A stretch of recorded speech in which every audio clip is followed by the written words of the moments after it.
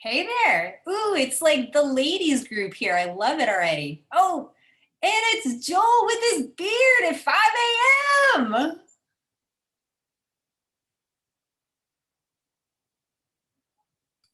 Hey guys, how's it going? Hey, it's so good to see your face. How are you? I'm good. I'm a little sleepy, so forgive my like horsey voice and my eyes, but nice to see you guys. Oh my goodness. Thank you for making the effort to be here so early. I promise I will schedule things a little later so you don't have to. I feel so badly. No worries at all. It's unreal to see you flying the flag. You're doing a great job of rallying the troops and getting everyone together. Oh, well, thank you. Well, thank you. I mean, and I know everybody's still showing up, but it's just wonderful to see so many organizations who are just excited and want to collaborate and get together. So thank everybody else too. Absolutely. You bet. It's nice to see you all in different parts of the world. How good. Yeah. I don't know. So it is officially 12 o'clock. I don't know if we should give everybody a couple more minutes just because, I don't know, we're trying to be on time. It's so funny. I didn't even recognize Chris's picture right here. I was like, who is that? And I was like, oh, that's Chris. Oh, I'm so used to seeing her surfing. I was like, anyway, hi everybody. I'm Shandon. Thank you all so much for coming today. Joel has graciously offered to do a nice little icebreaker for us, even though it is only 5 a.m. in Sydney and he's agreed to be here. So, Joel, how can you get us started with that? Awesome, Shannon. Thanks a bunch. I was thinking it would be really cool for us to all share a little bit about ourselves. So, obviously, where we're from, our name and our organization, and sort of the country, but also what makes us mad, glad, and sad. I think that that's a great way to understand each other more and get to know what it is that really fuels our fire. So, mad, what makes you mad? What makes you glad? And what makes you sad? All right, I'm Um, going to put so, the chat box. So, Oh, awesome. That'd be great, Shannon. Thank you. I'll you're kick welcome. it off just to make it easier and you give you guys some thinking time. So my name's Joel Pilgrim. I'm from Waves Wellness Foundation in Australia. We are here in the adult trauma group because we do a lot of adults and trauma, but we also have like 16 other different types of programs. So we can go into that over time. But what makes me mad is when people are stigmatizing towards mental health. I'm a mental health clinician and I've seen sort of firsthand that's how detrimental that can be. And so that makes me really mad when I see someone who isn't treated equally, who is treated like an object or someone who's just sort of pushed aside. Um, what makes me sad is when we can't get to all of those people who need our help. And there are a lot of people out there that need that support. And at the best of times where we've got people banging on our door and it is quite upsetting to know, oh, fuck, we can't do this for everyone.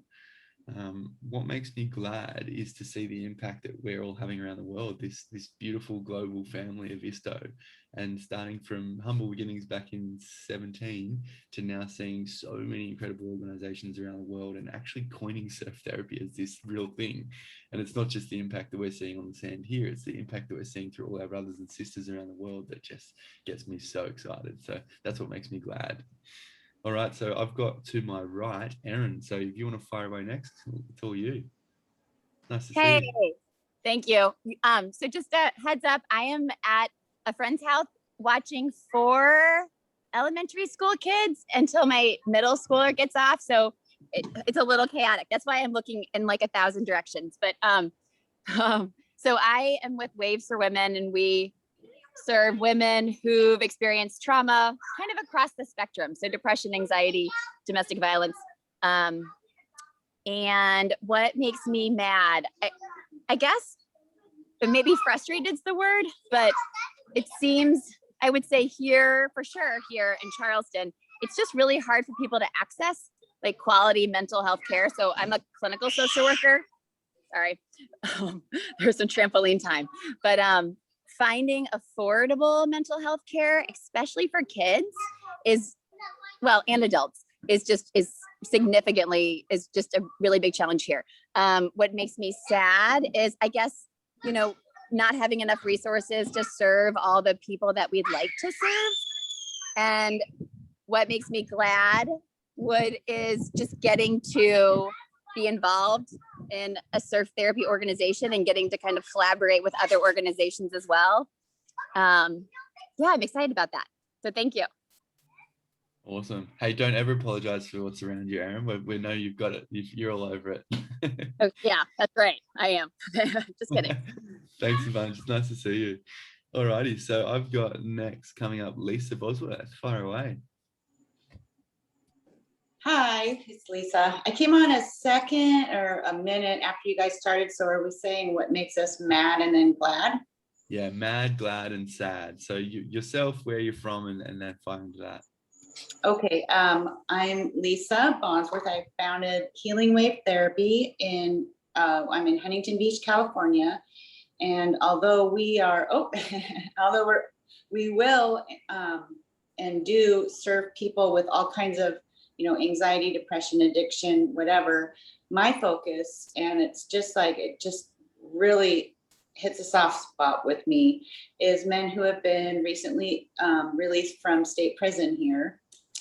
What makes me mad is just how stigmatized they are, because it does not give you a warm, fuzzy feeling when you think about ex-offenders and felons and all that stuff.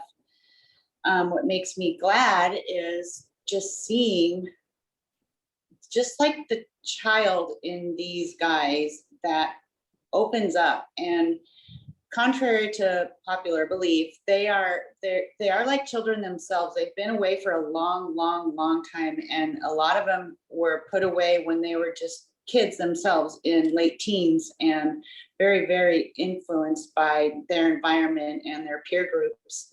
So now that they're older, 30s, 40s, even, like they're seeing the world through new eyes, and that's what it takes for change. What makes me sad is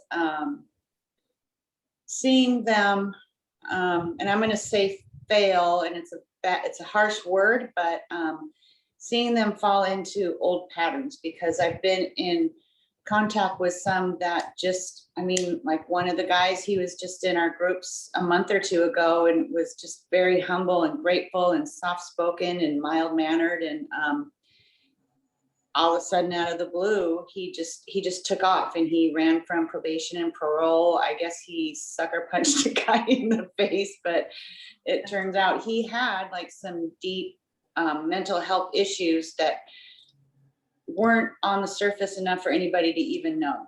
So that's what makes me sad. It's just that they need help.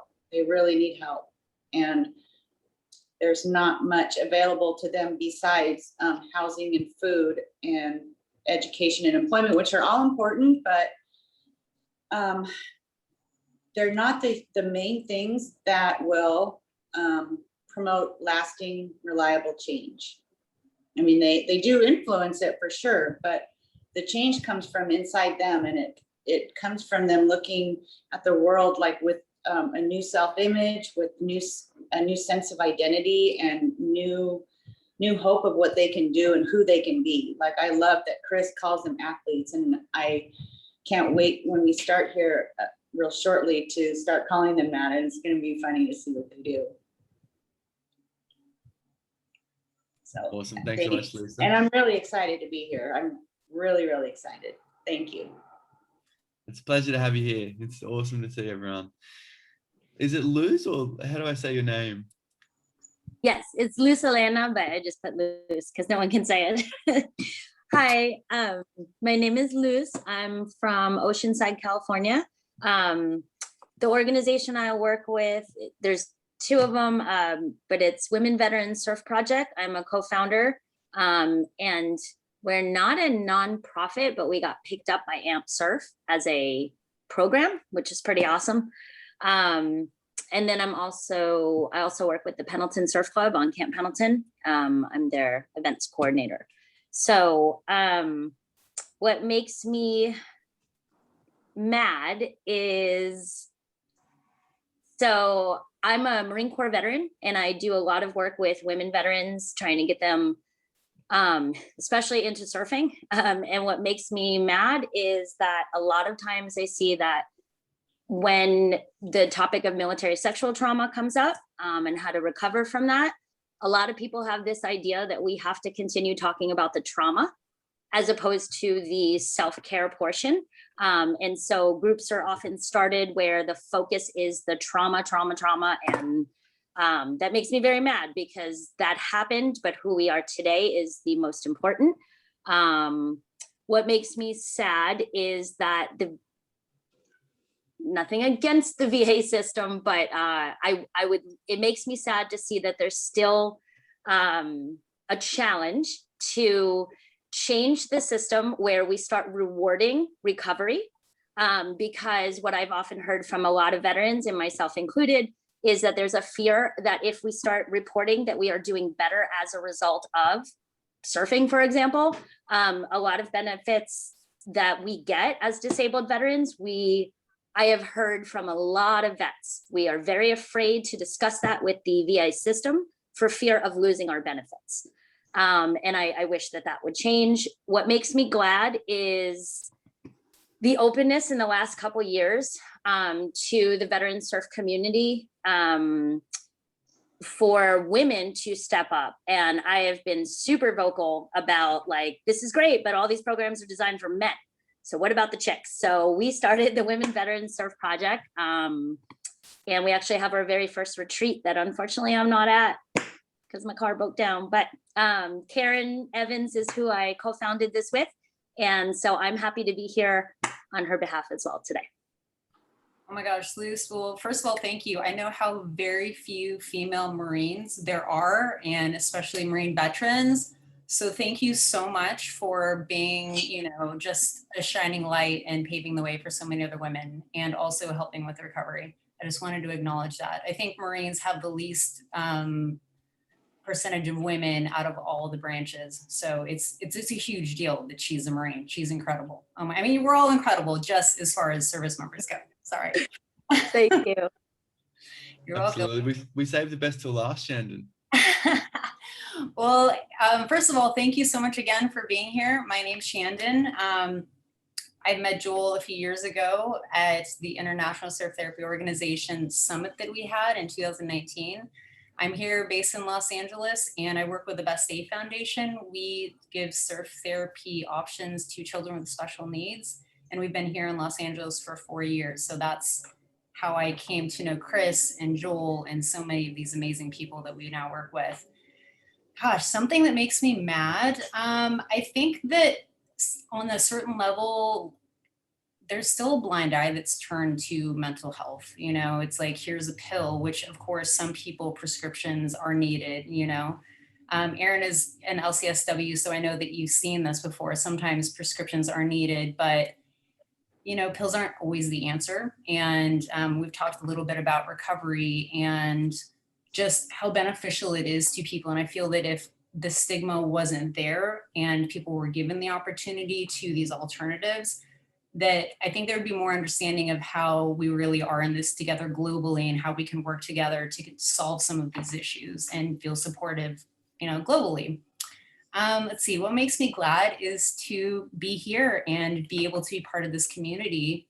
And we're trying to make a change, even though this is a small group, hopefully it expands larger and it can gain more traction. It makes me really happy to be able to do this. What makes me sad, I hate it when people throw cigarettes on the ground. I mean, they're in their car and all of a sudden they're all like, hey, boop. And I'm like, are you freaking kidding me right now? Like, I know it's such a small thing, but I get so mad when that happens. I don't know if you all feel like that. Anyway. But so thank you all so much for introducing yourselves. Joel, amazing icebreaker. That was such a great way to introduce the group. So you've already all talked a little bit about your story and mission and why you're all here. Thank you for sharing that. So I think next what we can talk about is a wish list of what you would all like to see out of the group, because we have about a year that we'll all be meeting. I know that some people are really into research, others have been doing this quite a long time and may have the knowledge and the tools already. And then some people might be a little younger. Just kind of collectively, like, what are we all looking to create? I mean, we can go in the same order, starting with Joel again, if you'd like. Awesome. Thanks, Shannon. It's a great question. I think it's a big question, a lot to be sort of thought about there. From my point of view, I think that coming together, there's either a willingness to share, or there's this sort of sense of, oh, I don't want to share too much because I'm afraid that people might like steal my program, have my IP, take the grants that we're going for. And I'm more than happy to speak to that as the elephant in the room. And I think it's important that we name that elephant in the room, because at the end of the day, we are all trying to do the same thing. So we can help each other lift the bar, but there are going to be instances where you may be in the same area, you may be doing similar sorts of things. And I get it. We get it. We totally understand where you're at. What we would encourage you to do is share boldly. And that's a part of ISTO. That's exactly what we do in our values. And because of the fact that we are all trying to help that population of people, be it from 6 years old to 66 years old, with many different types of physical and mental disabilities. I don't like to use the word disability or mental illness, but we're in that space. And what my wish list is, in answer to that question, is to really come together and to be so bold in what we're sharing, is that we don't have that fear factor. We're in a safe space. We respect each other's programs and what's going on. But from my point of view, I'm going to be sharing a shitload of stuff with you guys, because at the end of the day, if I can help you guys lift the bar or do something different, or use some of the ideas that we're doing at Waves Wellness Foundation in Sydney, Australia, and around the country, then we've done our job. And that's the exciting part for me about being in these calls, is not necessarily to sort of, shout about, this is how good one organization is versus another. Like, we're all doing amazing stuff. And I just think the more conversations, the more connection, and the more camaraderie that we can have, the further surf therapy is going to go. And that's why ISTO's sort of motto is go far, go together. I couldn't agree with that more. So what I'm hearing you say is your wish list is to be somebody who shares your information, which is so generous of you. And are there anything that you would like to get from the group other than the camaraderie? I think the support is a big one here as well. Like, we're all leading or helping manage nonprofits or for-profits, if you are, and it can be isolating. And I think at the end of the day, like, one of the things that I really try and do is be transparent. And if I'm having a shit day, like, I'll tell you. And I think that the best thing that we can do is be open and honest with each other, because I believe that support community, that sort of camaraderie, is how we can get through the tough times of being a lean charity or a startup or something along those lines. I have been through every emotion under the sun in the last 7 years, and I'm happy to sort of share those experiences to normalize it for you guys, but also share my experiences of how I might have gotten through some of that stuff. But what I want to get out of it is for everyone to be just as sort of sharing or vulnerable, because I think that coming together and even coming to this call maybe next month going, oh, I don't really know what I want to talk about, I don't really have anything I want to get out of it. What I think would be cool if we all thought would be good to get out of it is, like, let's try and support each other and get that support that we might need at that time. Oh, thank you, Joel. That's incredible. All right, Miss Erin, I think you are next. Okay. So just, I think, picking up a little bit on what Joel was saying, in Charleston, we have tons of nonprofits. Like, when we talked about starting, I worked with Warrior Surf before, and that's, just military. So when I was looking at starting a women's program, many people suggested maybe we not be a nonprofit because there's so many. But I think something that we've been working on, which I think makes sense, is we've had some other women's programs serving the same population, but using different modalities. So there's like a program that uses boxing. It's run by a female, or founded by a female. And they use boxing as a therapeutic intervention. And somebody else is using martial arts, and somebody else is using yoga. But since we're all kind of trying to treat the same population, we've actually been able to try to partner to apply for larger grants. Because I'm just seeing that with us, with Waves for Women only being 3, this is our 3rd season, a lot of times larger grants are looking for like a little bit more like research data or just like a little bit more experience. So the collaboration piece in my mind, and this may change as we continue, but right now it seems to be a good thing for us. Yes, so there's that part. I think what I would love to get out of the group is probably we are right now, we're 100% volunteer. So I still don't pay myself, although that probably needs to happen relatively soon. And so I think just finding ways to utilize the board of directors well, and to kind of keep our volunteers engaged. That's something, I mean, we really, like, I rely on all female surf instructors and all female clinicians, and we'll have a lot of people reach out and express interest in volunteering, but then getting people to really commit and follow through and like be consistent when you're not paying them anything. And then keeping that motivation up if it's off season and we're not necessarily running it. I don't have a business background and I don't have a management background. I have a social work, like therapy background. So I think, feedback on how other programs are doing that would be really helpful too. Okay. Thank you. Oh, thank you. All right, Lisa, you're up. Oh, I guess I've been unmuted the whole time. Good thing I wasn't making any noise.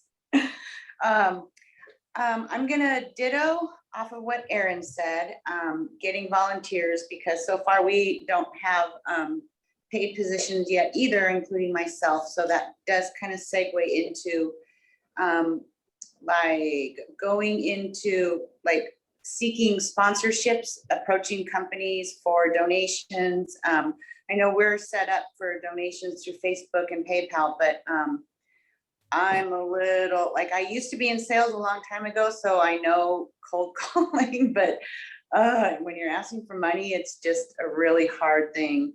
Like I'm procrastinating it a lot. So that would be one thing. I guess like fundraising, and also different activities to do besides that have the same intervention as mindfulness, and like things that you can do on the sand, maybe even in the water, besides just teaching them to surf, to kind of incorporate different types of therapy. Like we're going to be working on some inner child stuff, and the therapist I have with me, she has done a lot of work in that, but I'm wondering, just like other ideas for different activities and things like that on the sand and in the water. Absolutely. Well, you have a social worker here. Actually, you have two social workers here. So hopefully, well, actually all of us can brainstorm, but I love that you're thinking outside the box and not just making it about the ocean, because realistically, sure, some people want to get in the water, but what about the people who are having some trepidation about that? But sorry to interrupt you. Yeah. Nope, I'm done. Thank you very much. All right. Thank you. All right, Miss Luce. So, how do I put this? So I've been in the like veteran surf community for probably about 5 years now, 6 years. And since I began, I had this idea that one day we would get a whole bunch of women veterans together, and for the purpose of surfing together. I spent about 8 years being an activist and advocate for military sexual trauma. We figured out that it's not a domestic issue, right? It's a global issue. This happens in all militaries around the world. So the issue I've run into, and probably the hardest part, is when Karen and I met, we were like, yeah, this is amazing. This is what we want to do. And we designed and developed our program. But the issue we kind of ran into quite a bit was almost all of the other veteran organizations, the lead people in those organizations are men. And they have, over time, told us what they believe is best that we should do to service women veterans.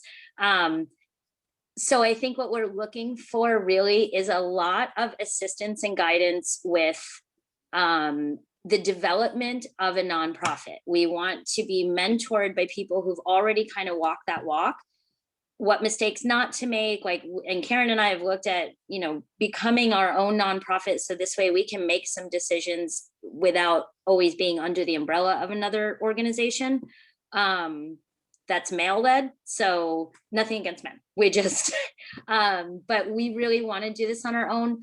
But I think what holds us back is that it was incredibly overwhelming to see how much goes into just creating bylaws and things like that. And then there's different laws for what states you work in, stuff like that. So a lot of guidance and mentorship really is what we're looking for, because eventually we do want to become a nonprofit, but right now we're more focused on developing the program.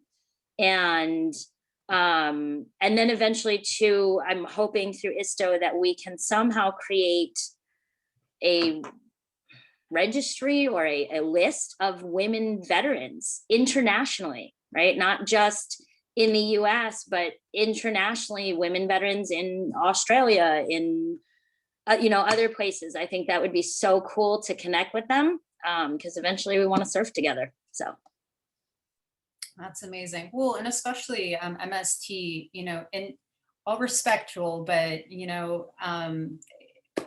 it's it's like anything else, unless you've experienced it or you've been, I'm not going to use the word victim because no one's a victim here, but unless you've experienced something, you really can't understand how to even really connect with that population. So, and again, I really appreciate what you all are doing. And hey, I think just as Joel said, we're here to share any resources we can and, make these dreams come true. So thank you all for sharing your wish list. It's pretty amazing.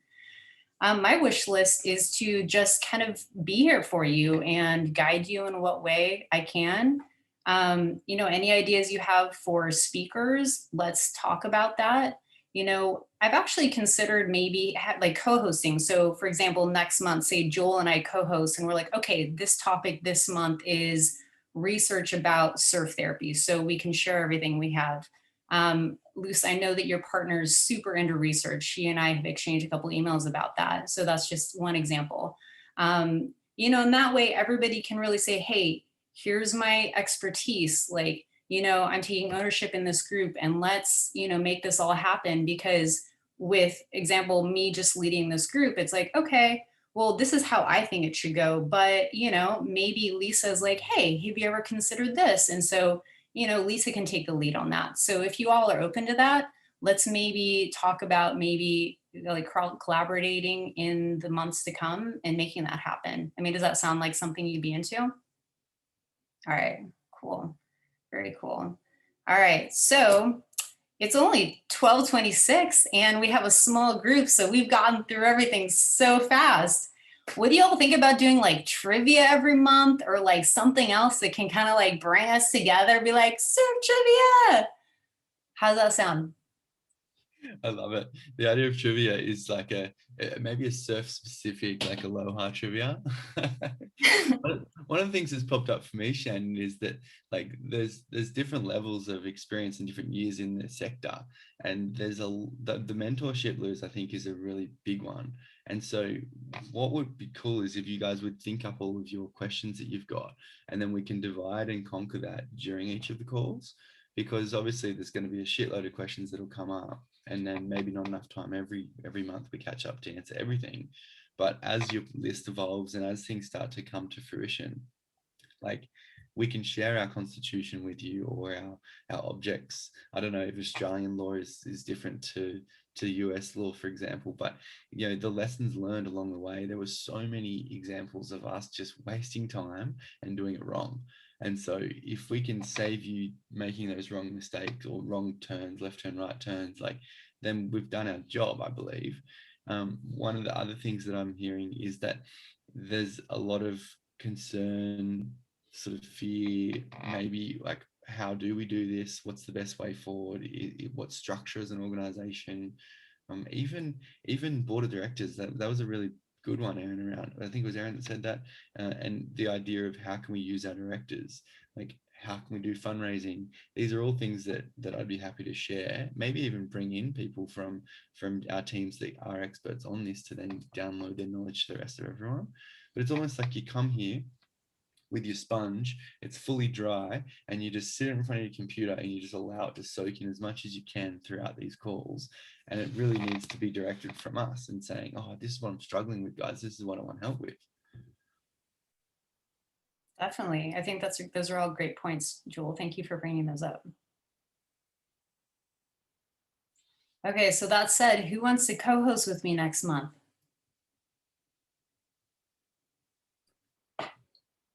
I'm happy to. Oh, Lucy, you put your hand up. You go, girl. All right, okay. So, Love- okay, great. So I know you have a full plate, so reach out to me whenever you'd like to start that conversation and we can get that going. And can't wait to hear about how the retreat goes. Okay, Yeah. so we don't have to stay an hour. I know that it's an hour and I know Joel got up very early to be here, so I don't want to waste your time in case you want to go back to sleep or go surf. But Chris, are we able to end early or is there a specific rule that says 1 hour? Are you kidding? There's no rules. There's no rules. It's so great to see everybody. And here, I'm very lucky because I know all of you and I know your stories, and I had the pleasure of surfing with many of you. And it's, and by the way, Lisa, you have a volunteer, remember? I'm just kidding. No, I know that was one of your concerns, but I I think haven't that's forgotten that. no, I know you haven't. I think that's a really good topic though, is to talk about like, and the other thing is, I think you guys might have said this. I'm working here on the side because I'm not here, but Joel, you've been doing this the longest in this crew, and several of the people, if you guys checked out the email, weren't able to make it today. Panna from Canada has many of the exact same issues as all of you. She's running a SUP program up in Canada.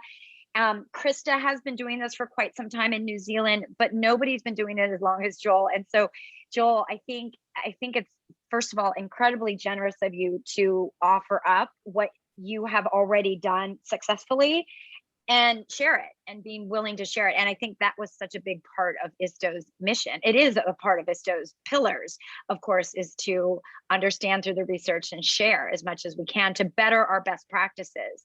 Joel, you happen to be the veteran in this group, ironically. And to all of my badass women out there, not that we need you, Joel, as a man, but we do need your experience because you are incredible, and what you're doing in Australia and up and down the coast of Australia is amazing, and all of us are lucky to kind of get to have pieces of it.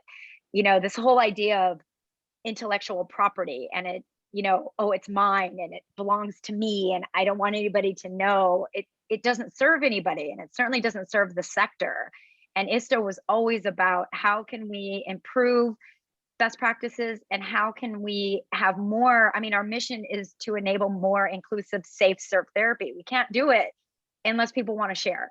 So Joel, I think a lot will be put on you, but we all appreciate you saying, yeah, I want to do that. Cause I'm sure Joel had Carly when he first started, but I mean, really, we didn't have this network until you were already into it. So I'll stoked. tell you what, I was only just thinking when you were saying that, Chris, if I had this sort of support network around when back then, I reckon we could have done it in 3 instead of 6 years.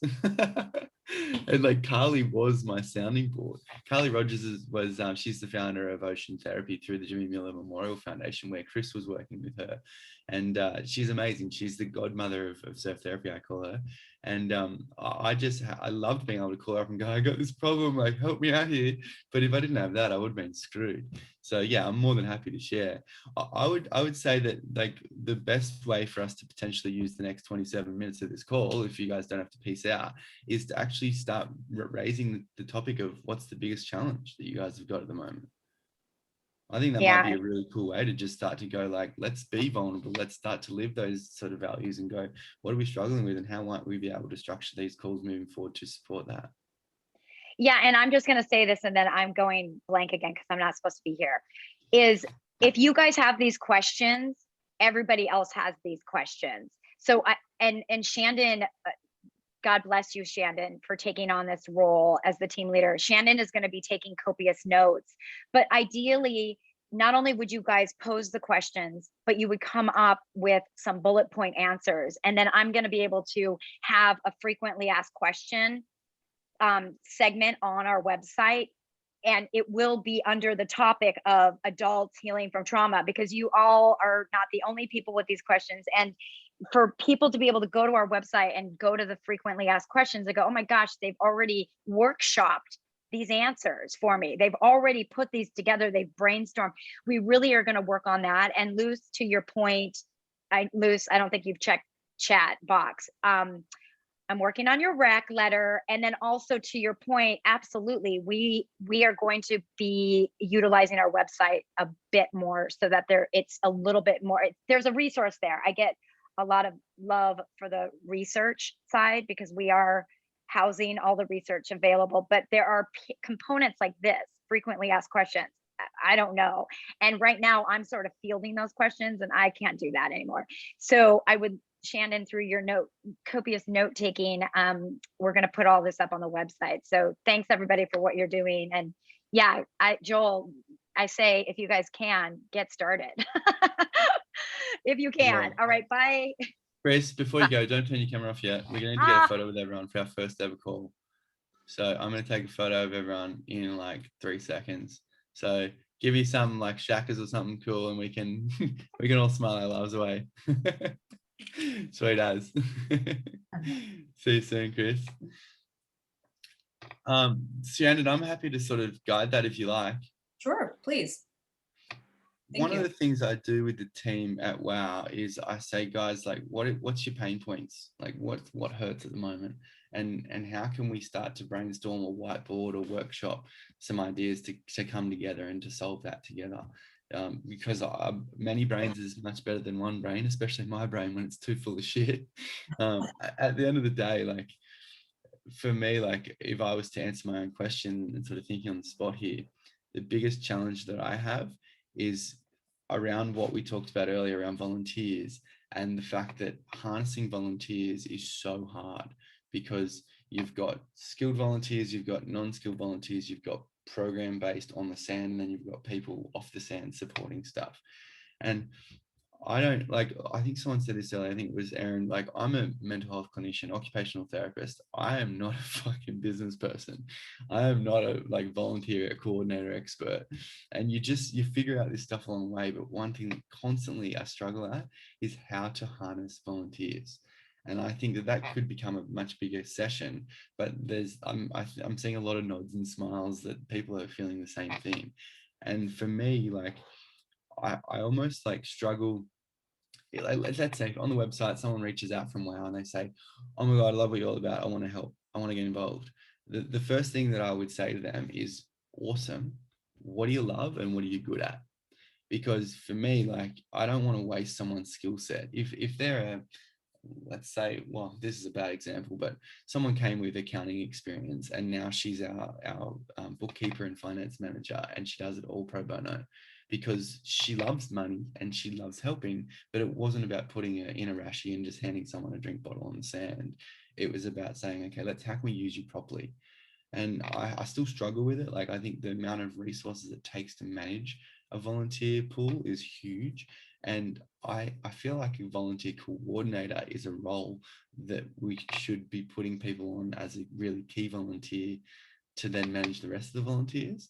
Because as the people who are doing more work than just managing volunteers, it's so bloody hard to commandeer or control or support so many of those people at once. So it's almost like you need to download your knowledge to someone who can then take that and be the touch point for all volunteers and know that they're a bit more reliable and they're sort of a part of the furniture at your foundation. They're not just going to peace out, but you can rely on them to then go, all right, I'm going to move over here and almost make my role redundant. Like that sort of make yourself redundant is like bringing the right people in under you to then support the things that you're struggling with. Otherwise you're going to be on the hamster wheel for ages. Like, how you guys feel about that? Oh, absolutely. I mean, just from the experience with Best Day, exactly what you said. We have a volunteer coordinator who does exactly what you're explaining. They have a conversation with the volunteers, they get a sense of who they are. And even if they're a volunteer who's just come at the beach, that's one thing, because you definitely have to weed somebody out who's like, oh, I can surf, I'm a great surfer. And they're like, does this rash guard go on this way or this way? We don't know. But, oftentimes with our with our volunteers, we actually have it set up on our website where we ask some screening questions.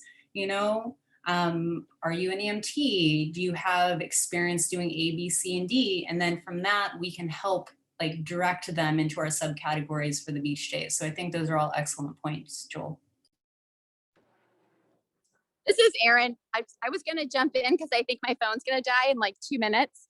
But the volunteer piece for us obviously has also been a challenge. And I know that I tend to get bogged down because there's so many different things to do. And what I've tried to do the past 2.5 years is be the contact person for everything, which does not work.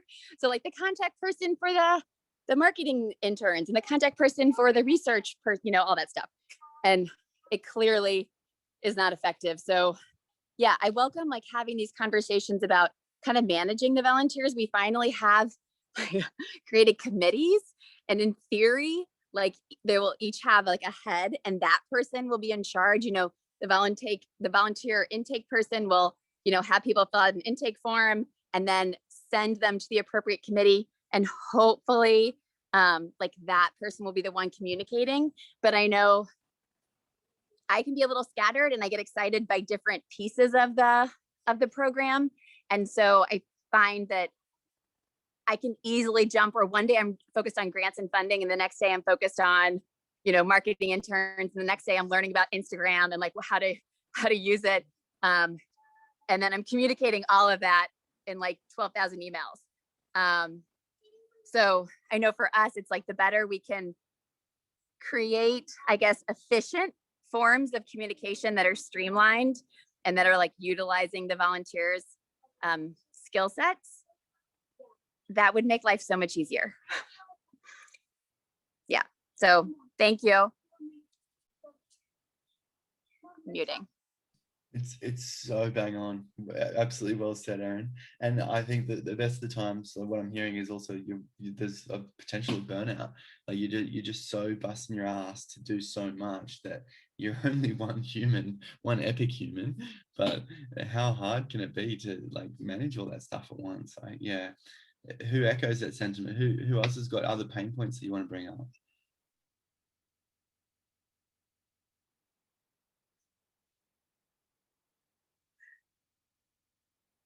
So I have a question. Can you raise money for a project without being a nonprofit? And if so, how does one do that? Because at the end of the day, the program's great and the social media part, you learn that and getting volunteers. But at the end of the day, if you don't have the funds to put on events, you can't do it. So that to me seems to be one of those things that we are desperately trying to figure out, is how does one go about raising funds for a project that is not currently a nonprofit? Or do you suggest being the nonprofit first, and then these are things that keep me up? Great question, Liz. What I want to understand first is the structure and the differentiation between the US and Australia, because that's all right, Erin, no worries at all. It's nice to see you, and we'll catch up soon. Bye. We, in Australia, a non-profit, if you register your organization, you're a non-profit. If you choose to be non-profitable, and then you go through a registration process to become a registered charity. And so what I'm hearing is potentially your nonprofit is the charity, where you need to go through the registration process to then get to that. No, so we developed a program, and what happened is we met up with AMP Surf, and they're already a nonprofit. So AMP Surf decided to take our project on as an official program through their nonprofit. But the thing is, we're looking ahead in the future. We don't want to always be attached to another nonprofit. Eventually, we want to do things where we can make our own decisions. But what are the steps we would need to take in terms of raising funds for that? Like, do we start the nonprofit stuff now and go through that and then ask for funds, or do we try to collect funds? Those are things where we're not sure of. Yeah, no, that's no worries at all. So what I'm hearing is you're not a registered organization at all, and that's totally cool. You've just a program. That's great.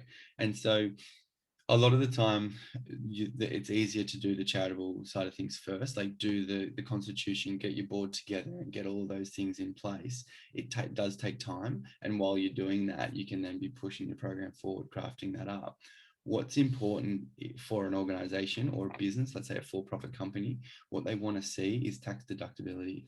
And so if you're going to get a donation from a company of a large value, 10 to 50 to $100,000, which is hard to find at the best of times, they're looking for like, what's in it for me? And while they'll say that I'm doing this because of the greater good, they're doing it to write off their tax bill. And that's what you can, I guess that's what you need to play to as an organization, nonprofit, or what we call a charity. From like chicken or egg, like you can do one or the other, but generally you're going to not be seen to be legitimate or established if you don't have the grounds in place. The social media and all of the other things that come with that are, you know, they're side noise, but they're also very important because they will first of all look up whether you're registered on the, you know, US registration board. They'll then look up whether you have a presence, and the presence might be that you have an Instagram account and you've got 2 followers, and they'll go, don't know if that's going to work. And even if you've got 122 followers, that's better than none. You've been posting for the last 3 months and you're demonstrating a bit of a track record. So you want to think about how does the user or let's say the CEO of the company I'm trying to get money for experience us and our brand. It's not just how are we sort of coming across on the socials and in the grants, etc., but how are we coming across as people? Like, what are the values we're emulating? How are we seen? Are there any media articles about us? Is there a way that we can put a blog up that speaks to the founding story? There's lots of different things you can consider, but try and have a multi-pronged approach to demonstrate your impact, your reach, the testimonials, the stories that you've been sort of proving that our programs are working. Get 5 women who are veterans and have been through your program and have them do a moderated blog post themselves each, and over the next 5 weeks you're demonstrating that, hey, look at this huge amount of testimonial that you can straight away see. And if I want to give you money, I'm like, fuck yeah, that looks amazing. How good is Luz? She's killing it with the team. Like, they're doing some awesome stuff, and all of a sudden the heartstrings are pulled. You're not going to get the money from someone unless you tap into their psyche around, like, what do they want to see? They want to contribute to a greater good. They want to be a part of something bigger than themselves. You're that, and you can help them hugely with that, but you need to do it in the right way. And I think that the more you can talk about it, the more you can leverage what you've done is great. The other thing is, the people at the organization want to know that there's the right people behind. The CEO wants to know that there's the right people behind your organization. So saying that you're a veteran, you've been there, you know what's going on, you've been through your own experiences, you use your own lived experience and storytelling to inspire other women, straight away, that's awesome. And then you might have that clinical expertise that comes in and then supports that from a clinical side. And then you've got both ends of the spectrum. And then you speak about your board of directors.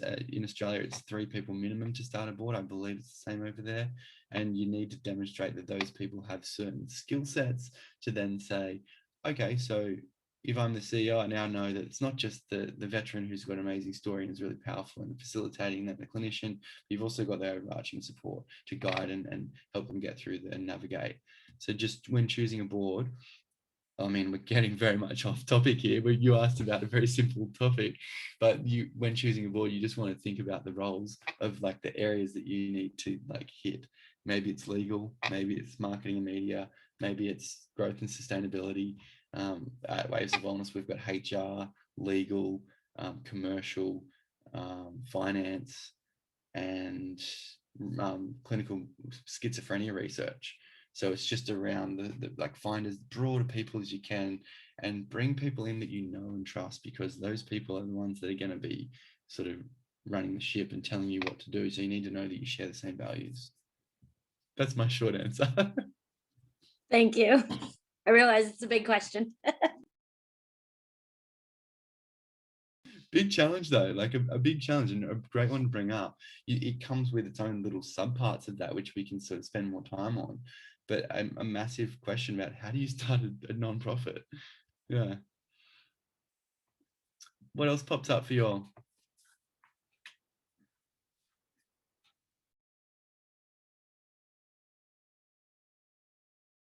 Lisa, I have a question for you. You said you're about to start your events again. How is that going, especially in the COVID? I don't even know what to call it. The COVID, it has its own, I don't know, era that we're Yeah. in. We obviously couldn't connect with the community-based organizations because nothing was done in person, especially in groups at all. And a lot of these guys are in transitional residential homes, so communal living. So yeah, everybody has been locked down quite a bit, but it's kind of like, so we have been just getting groups of guys kind of on a voluntary basis, you know, and our groups have been anywhere from 2 to 6 or 7. And like there's this one facility I know, and I know the staff really well there. So I've just been getting my guys from there recently in the past few months, ever since like it was even an option at all. So yeah, just kind of like personal connections. And here, as soon as May starts, will be the big push towards the community-based places as they feel more comfortable, if they feel comfortable, you know. But I think it'll be okay. And when are you having your first event? Are you able to hold events this summer? Yeah, we have been actually, except for the last few weeks. So yeah, we're gonna start again probably in a couple weeks. It's kind of been off for about a month, but yeah. And There's is- also one good resource for us, and this is industry specific, I guess, or population specific, is every month, whoever has been released from prison in the last 2 or 3 weeks or month has to attend a PACT meeting, which is parolee and community team meeting, where resources from all over the community come. It can be Craigslist, employment, Goodwill, transportation, how to get your driver's license, people from the public defender's office to erase felonies. So we can present there and have presented there to get, you know, interest in guys. But definitely that's where the need for funds comes in, because there's no way they're going to have, you know, any type of available income to pay for fees or anything. So that's why we turned it a nonprofit, because our population just, they don't have insurance. They may have Medi-Cal, but yeah, they don't have funds at all. So did you just say that you turned to nonprofit? So were you a program like Luce's first and then you changed? And what was that process like for you? yeah, in the beginning, and see, we're really young too. In the beginning, I was, you know, like having a fee scale and fees for groups and stuff for treatment facilities. But yeah, I just decided it was that situation that made me think, like my targeted population does not have disposable income, period. And if they do, it's not going to be for surf therapy lessons, you know, it's going to be for some new shoes and, you know, whatever. But I just started filling out the paperwork, and it is a long process. And every time you fill something else out, there's something else. But there is actually lots of checklists. Like if you Google how to become a nonprofit, there's lots of checklists. And for me, it was just a learn as I go thing. But if you need help on that, like on the steps to take to become one, I can help you out, because I did it just on my own, just kind of feeling my way. You've just said exactly what I've said in the chat, Lisa. Yeah. So, yeah, like that's what I mean, Luz. Like you don't want to recreate the shit that we've had to go through. Like Lisa and I have had to do.